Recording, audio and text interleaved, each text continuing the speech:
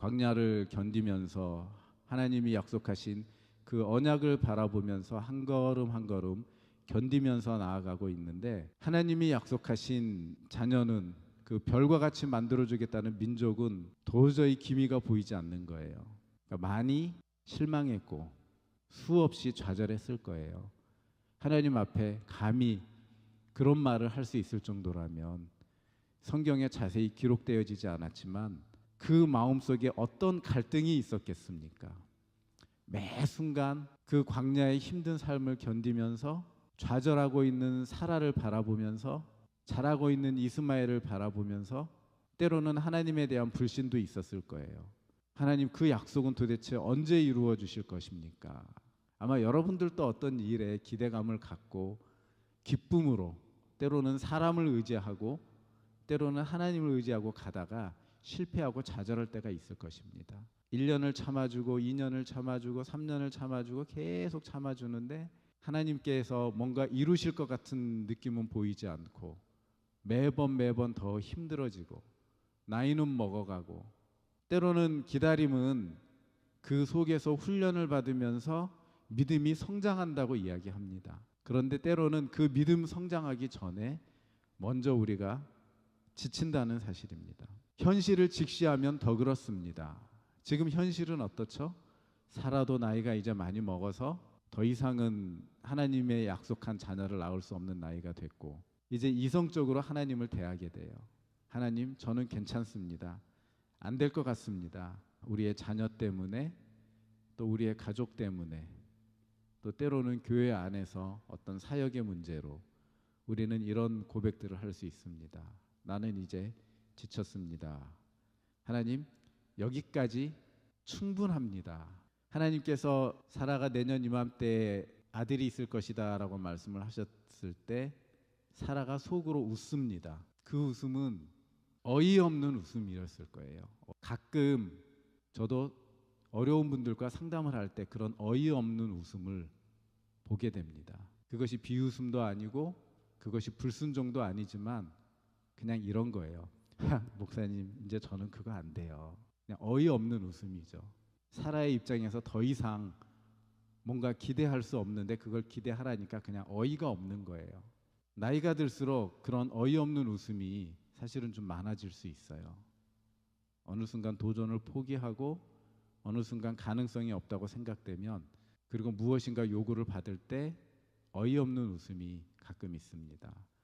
어이없는 그 사라의 웃음은 사라가 어떤 생각과 어떤 마음과 어떤 환경 속에서 살아왔는지를 열실하게 보여주는 증거예요. 이제는 하나님으로부터 오는 모든 것이 그냥 어이없을 뿐이에요. 나에게는 아무런 영향력이 없는 거예요. 능력이 없는 거예요. 그냥 웃지요 뭐. 하나님을 거부하지도 못하고 누구를 원망하지도 못하고 내 불평을 말할 수도 없고, 그때 나오는 것이 어이없는 웃음이에요. 그냥 웃지요. 사라, 네가 웃었다. 근데 사라가 이야기합니다. 아니요, 저 웃은 거 아니에요. 사라 말이 틀려요. 맞아요. 웃긴 했지만 그게 진짜 사라가 웃은 거 아니잖아요.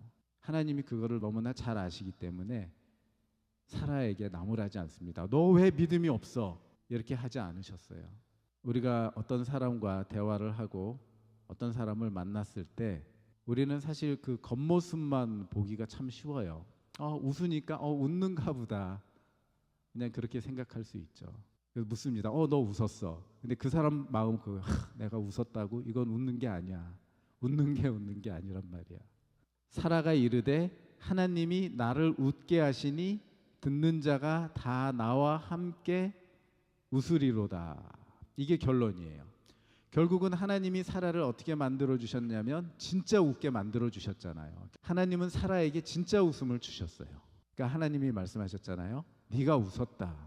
그것은 그냥 하신 말씀이 아니에요. 네가 진짜 웃게 될 것이다 라는 말씀이에요.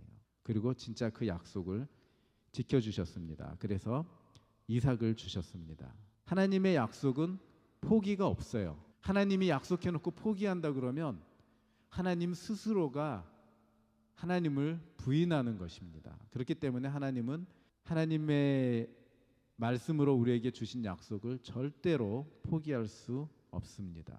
우리도 그 사실을 잘 알고 있어요. 그래서 우리는 때로는 하나님의 약속이 의심스러울 때 우리는 그 약속을 어떻게 받아들이냐면 그 수준을 바꿔버려요. 하나님께서 내 씨로, 내 자손으로 큰 민족을 이룰 걸 압니다. 근데 그것이 이삭이 아니라 누구라고 지금 이야기하고 있어요? 아브라함은 이스마엘입니다 라고 이야기를 하고 있어요.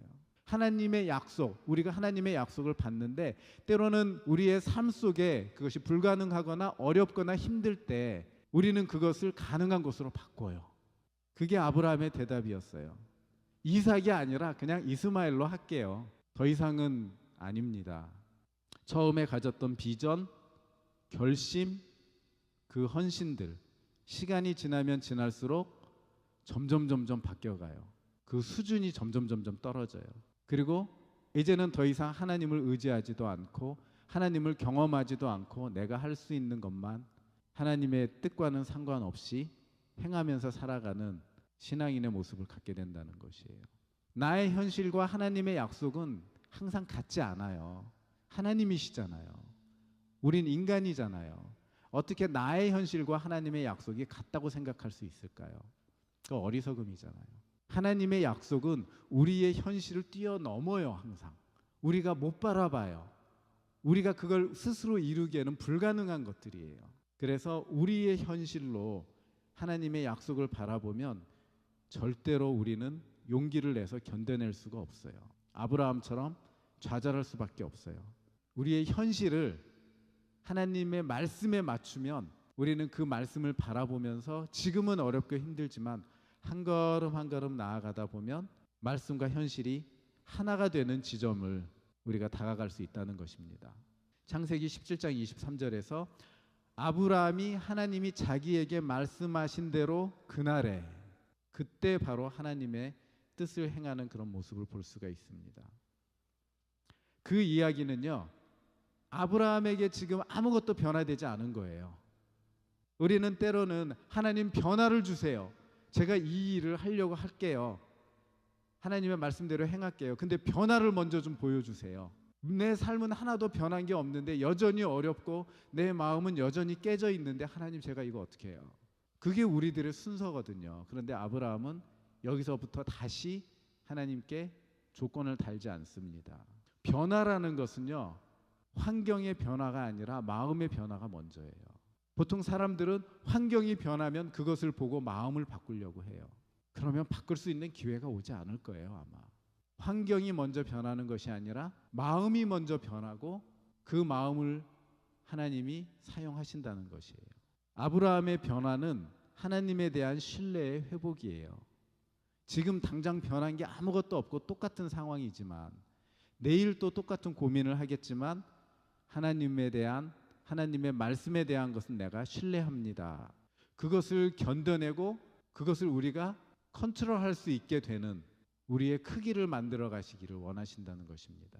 하나님께서 아니다, 이스마엘이 아니고 이삭이다 라고 아주 정확하게 딱 잘라서 말씀하세요. 이사야 43장 2절이 저에게 미래를 보여줬어요. 2026년에 물을 만날 미래를 보여주셨고 2026년에 불을 만날 미래를 보여주셨어요. 하나도 두렵지 않아요. 왜냐하면 그 물과 불을 바라본 미래가 아니라 하나님이 나와 함께 한다는 미래를 봤기 때문에 말씀 속에서 하나님이 함께 하신다는 미래를 본 것이죠.